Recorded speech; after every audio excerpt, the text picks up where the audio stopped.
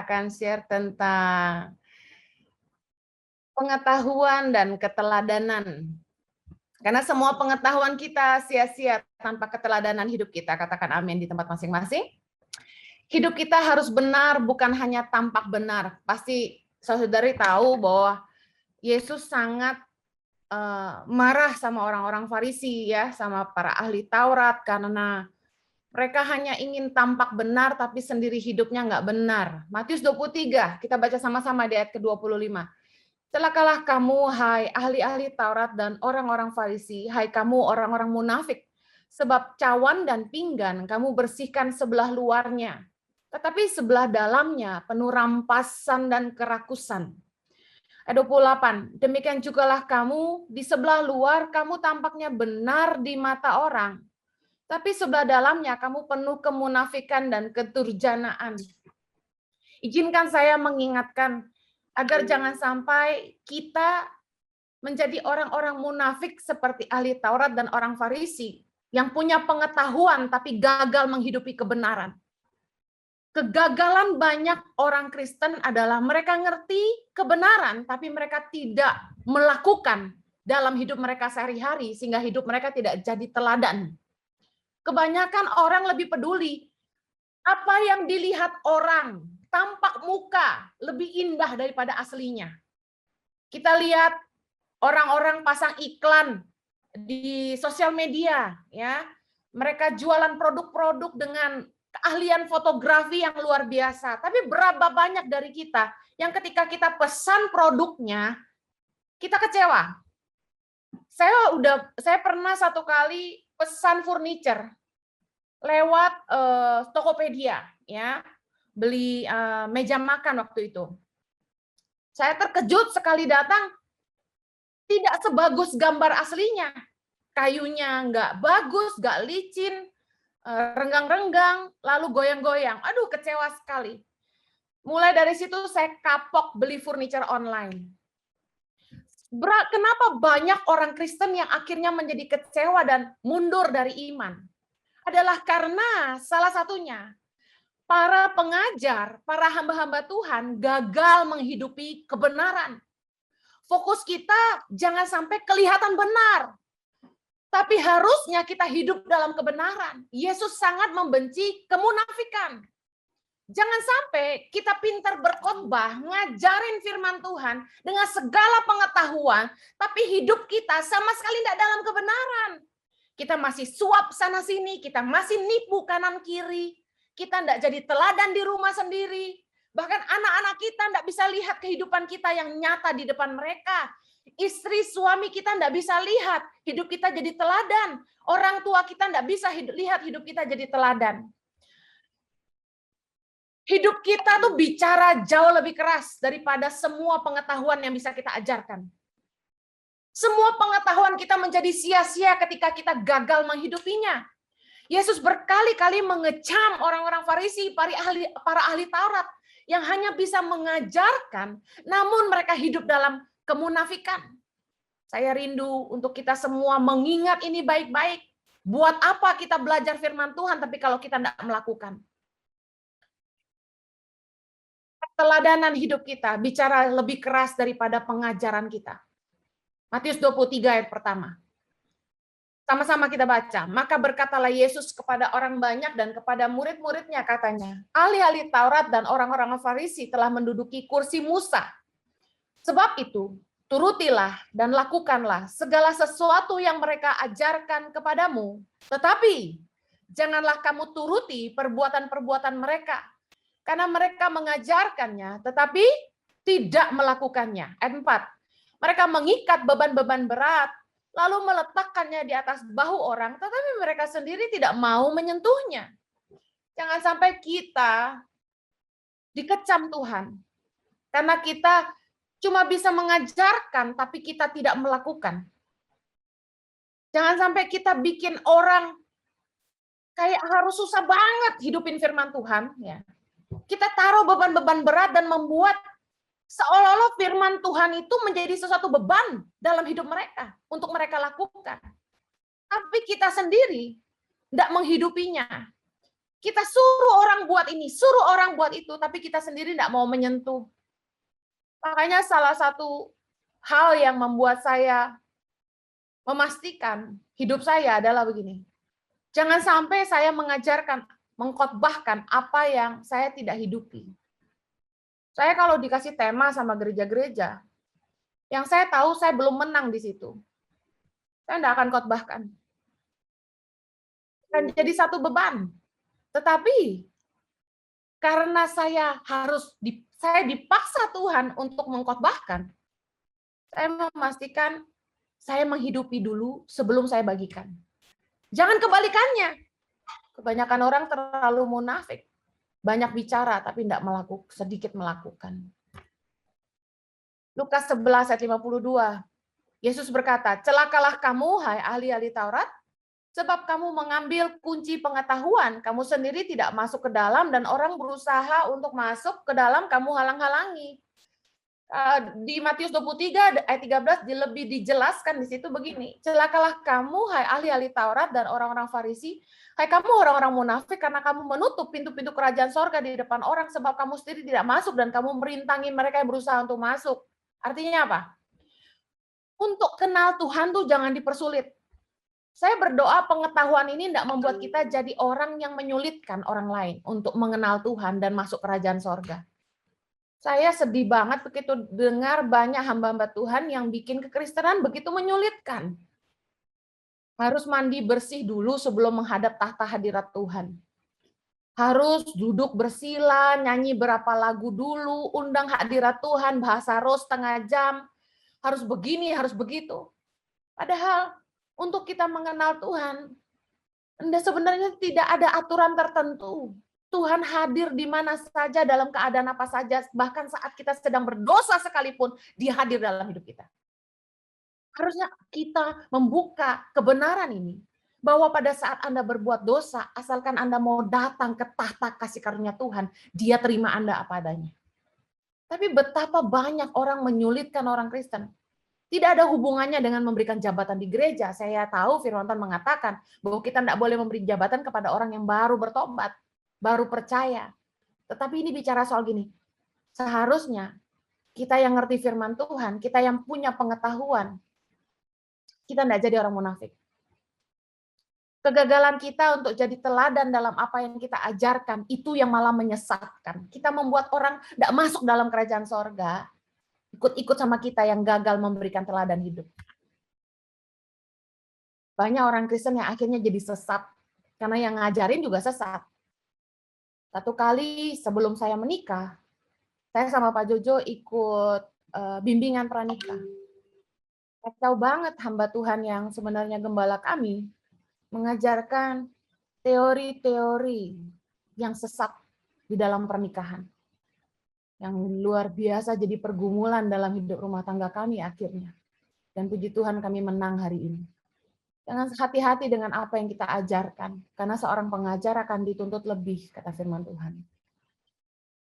Kesaksian hidup kita lebih penting daripada kedudukan kita. Matius 23:5.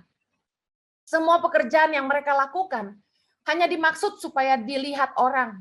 Mereka memakai tali sembayang yang lebar dan jubah yang panjang.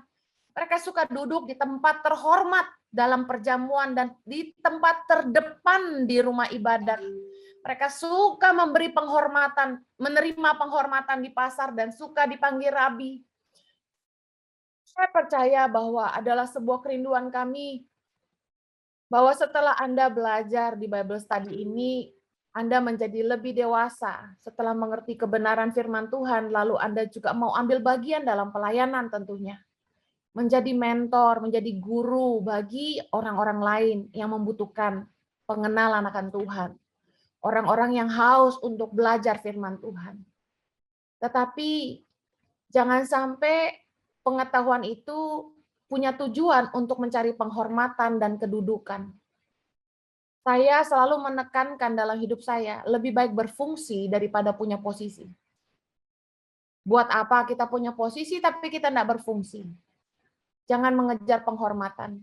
Pengetahuan kita yang lebih banyak daripada orang lain tidak membuat kita lebih benar dari mereka. Tidak membuat kita lebih terhormat dari siapapun. Ayo rendah hati. Seperti Yesus, dia lemah lembut dan rendah hati. Pelayanan itu dimulai dari rumah dan dari kita. Kita kan sudah banyak belajar nih selama Bible study. Kegagalan para pengkhotbah, para pengajar adalah gini. Setiap firman dibaca, dia pikirin ini untuk orang lain. Oh, bagus nih buat materi gua khotbah. Oh, bagus nih buat gua ngajarin orang. Tapi sesungguhnya, semua pengetahuan itu harus dimulai dari rumah dan dari diri kita.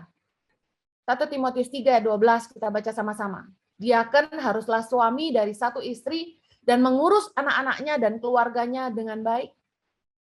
Kemudian 1 Timotius 3 ayat yang kedua.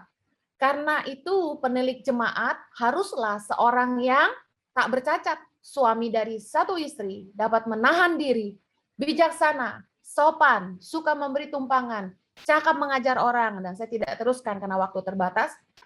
Dengar baik, bicara soal apa sebenarnya? Rasul Paulus sedang mengajarkan kepada kita semua bahwa Timotius membagikan ini tentang diaken, supaya kita belajar bahwa pelayanan itu dimulai dari rumah dan dari diri kita. Sebelum kita melayani orang lain, pastikan kita mengurus rumah tangga kita dengan baik dulu. Kehidupan moral kita benar dulu. Kita suami dari satu istri. Kita terbukti jadi bapak yang mengurus anak-anak kita dengan keluarga kita dengan baik. Sebelum kita melayani jemaat, pastikan ini dulu. Jangan kemana-mana. Dan yang tidak kurang penting adalah, pastikan karakter kita baik. Kita orang yang dapat menahan diri, bijaksana, sopan, suka memberi tumpangan, cakap mengajar orang. Sebelum kita pastikan karakter kita baik, kita memang telah menghidupi apa yang kita ajarkan, pengetahuan itu jadi bagian dalam hidup kita, sehingga kita bisa memberikan keteladanan. Pastikan itu kita hidupi dulu sebelum kita mengajarkannya kepada orang lain. Saya mau akhiri dengan keteladanan Tuhan Yesus dalam pelayanannya. Bahwa Yesus itu mengajarkan, kasih itu dimulai dari rumah. Tahukah Anda di kayu salib sebelum Yesus meninggalkan ibunya, Maria, dia tuh memastikan ibunya nggak terlantar. Dia peduli sama mamahnya. Yohanes 19 ayat 25 bilang gini, dan dekat salib Yesus berdiri. Ibunya dan di dekat salib Yesus berdiri ibunya dan saudara ibunya, Maria, istri Klopas dan Maria Magdalena. Ketika Yesus melihat ibunya dan murid yang dikasihinya di sampingnya, berkatalah ia kepada ibunya, "Ibu, inilah anakmu." Artinya gini, "Ibu, I'm still the same person. Aku orang yang sama yang kau lahirkan." Yesus nggak serta-merta merasa dia adalah yang diagungkan, tapi dia ingat, ini ibunya. Dia hormat sama Maria. "Aku anakmu." Ayat 27. Kemudian katanya kepada murid-muridnya, "Inilah ibumu." Dan sejak saat itu, murid itu menerima dia, yaitu Maria, di dalam rumahnya. Keren nggak? Sebelum Yesus meninggalkan ibunya, dia pastikan mamanya nggak terlantar. Berapa banyak orang yang aktif pelayanan, punya jabatan, tapi menelantarkan orang tua mereka. Pelayanan itu dimulai dari rumah. Dan keteladanan Yesus dalam pelayanan, hati Yesus tuh penuh belas kasihan. Berbeda dengan orang-orang yang melayani hanya untuk jabatan, hanya untuk dipuji orang, hanya untuk uang. Hati Yesus tuh melayani dengan penuh belas kasihan. Matius 14:14, ketika Yesus mendarat, ia melihat orang banyak yang besar jumlahnya, maka tergeraklah hatinya oleh belas kasihan. Saya bisa tunjukin banyak ayat dengan kata-kata yang sama persis bahwa hatinya tergerak oleh belas kasihan. Saya yakin kalau Anda baca firman Tuhan, Anda kenal kata-kata ini. Kepada mereka dan ia menyembuhkan mereka yang sakit. Kita semua tentu rindu dipakai Tuhan. Katakan amin. Kita rindu bahwa Tuhan menyertai kita dengan pengurapan sehingga kita bisa melakukan mujizat yang sama seperti yang dia pernah lakukan. Tapi tahukah Anda bahwa dasar dari pelayanan Yesus adalah ini? Ia melayani didasari oleh belas kasihan kepada jiwa-jiwa. Ketika kita melayani, pastikan kita nggak fokus kepada apa yang jiwa-jiwa bisa berikan kepada kita. Tapi mulailah dari pelayanan yang penuh belas kasihan kepada jiwa-jiwa. Anda tentu ingat bagaimana Yesus memberikan mujizat, 5.000 orang bisa makan. Apa yang mendasari itu? Kepedulian Yesus kepada orang banyak. Yohanes 6 ayat ke-5, ketika Yesus memandang sekelilingnya dan melihat bahwa orang banyak berbondong-bondong datang kepadanya, berkatalah ia kepada Filipus, di manakah kita akan membeli roti supaya mereka ini dapat makan? Hal itu dikatakannya untuk mencobai dia, sebab ia sendiri tahu apa yang hendak dilakukannya. Jawab Filipus kepadanya, roti seharga 200 dinar tidak akan cukup untuk mereka ini, sekalipun masing-masing mendapat sepotong kecil saja. Ini yang terjadi ketika kita turun ke pelayanan. Kebanyakan manusia seperti Filipus, selalu berhitung untung rugi, cukup kurang. Kita selalu reserve for ourselves. Dikatakan hal ini dikatakannya untuk mencobai dia, sebab ia sendiri tahu apa yang hendak dia lakukan. Yesus tahu apa yang dia mau lakukan, tapi dia kasih pertanyaan itu ke Filipus. Saya ngalami dalam hidup saya. Ketika Tuhan bilang begini sama saya, Henny, apa yang kamu mau lahirkan buat Indonesia? Saya bilang pemimpin Tuhan. Dan Tuhan bilang gini, lahirkan 1000 pemimpin untuk Indonesia. Bangun 10 sekolah berasrama untuk Indonesia. Saya sempat bersikap seperti Filipus. Tuhan, aku mau jualan apa lagi? Karena kita selalu berhitung untung rugi, nilai jumlah uang. Tapi ketika saya sadar akan kebenaran ini, Tuhan ingatkan saya ayat ini. Saya cuma tahu gini, ketika kita melayani, kita cukup punya modal belas kasihan buat jiwa-jiwa dan ketaatan kepada kehendak Tuhan. Tuhan pasti menyertai kita. Katakan amin.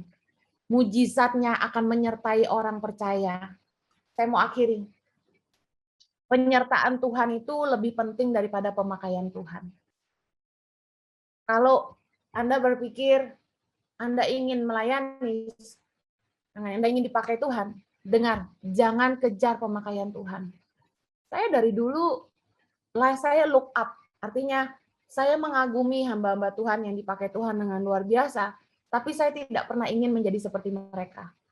Satu kali saya berkhotbah di gereja GBI Mekarwangi, gereja Parubinadi Abraham.